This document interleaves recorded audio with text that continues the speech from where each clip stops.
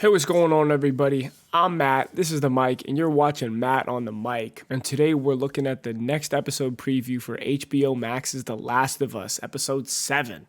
So episode 6 was a doozy, but let's see what we're in store for next.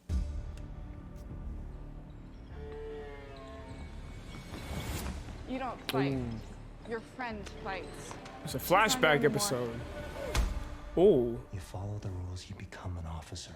Oh, We're it's the her, only thing holding this all together. her days at the QZ. So we're gonna learn about Ellie's backstory. Where have you been? I will tell you. It's everything. Riley? You Oh, have to come heavens. with me for a few hours. Is this the DLC You from the trust me, game? right? Open your eyes. Tonight I'm gonna show you the 4 wonders of the mall. Oh my god. If you come back, we could be running things. We're like the future. You're a firefly? Yes, Ellie, put it down. What? Even about me. Oh. Get ready to run. Oh god, what? Yo, that's nutty as hell. What the heck? That was insane. Wait, hold up. So I think that's based off of a DLC that came out for The Last of Us that kind of goes through her backstory with Riley. Riley's an important character from the games. That looks really cool. I didn't really know too much about that, so this is gonna be a new experience for me with a lot of the, the viewers that are just now getting interested in the show. Stylistically, that episode looks like it's gonna be really dope with just the color and the atmosphere. I've always been a huge fan of like post-apocalyptic aesthetic in a way, kind of seeing almost the deterioration of the public spaces that we're accustomed to.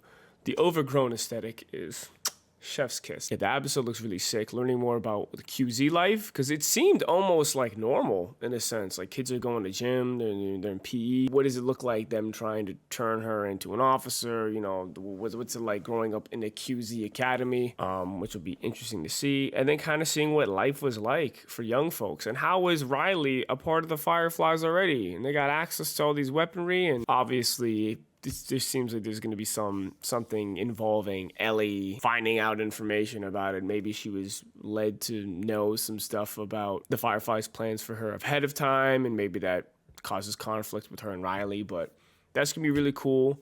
Definitely adds up the tension with the way this last episode ended. I don't know why, man. When I got to the University of Colorado, I straight up was like, wait, is this the end of the show? Was this only 6 episodes? Are we here? Silly of me, because there's so much from the trailers that we still haven't even seen yet. Really excited for episode 7. It's gonna be a little bit of a change of pace, adding to the drama of how episode 6 ended with with Joel being stabbed, and we're sitting there like, what? I love these kind of flashback episodes. I'm a fan of flashback stuff as long as it adds to the story, and I think this is going to. So far, HBO's The Last of Us has been just remarkable. I think it's been a feat of television making. What they've been able to do, the way that they've been able to flesh out and add things to the story and the characters without really, in ways that I don't think hurts the story at all or the characters. It's only add. Every choice that they've changed has been for the better, I think. One thing that I definitely think is a lot of gamer boys, a lot of gamer fans, a lot of the opinionated gamers that we kind of have been accustomed to hearing the opinions of over the last, 5 or 7 years at this rate, they're going to be pissed. They're going to be pissed with the ways in which Neil Druckmann has chosen to flesh out Joel. You know, in the game, he's just your classic,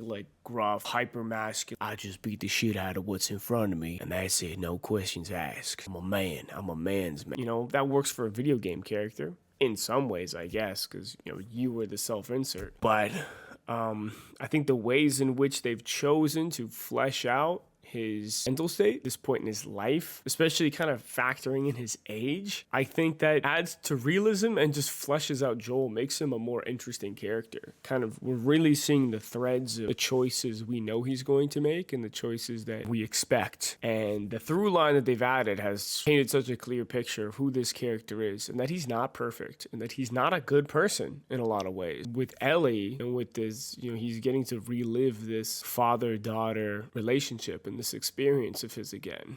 And there are these beautiful soft moments where he's riding the horse and talking about what college was like back before the apocalypse, or telling her about how he wanted to be a singer, and a lot of other things that we did get from the games is just kind of like gameplay elements to fill space and air and add to the character development.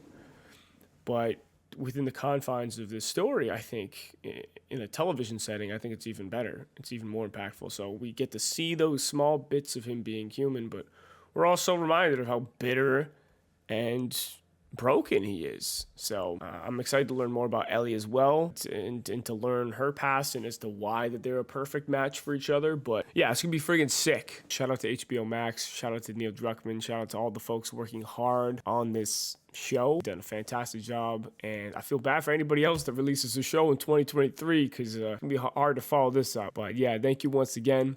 I'm Matt. This is the mic. You're watching Matt on the mic. It's been a while, but it was glad to make some more long form content. But thank you all. Care, and as always, just be you. Thank you for watching the Circle Club, and have a nice day.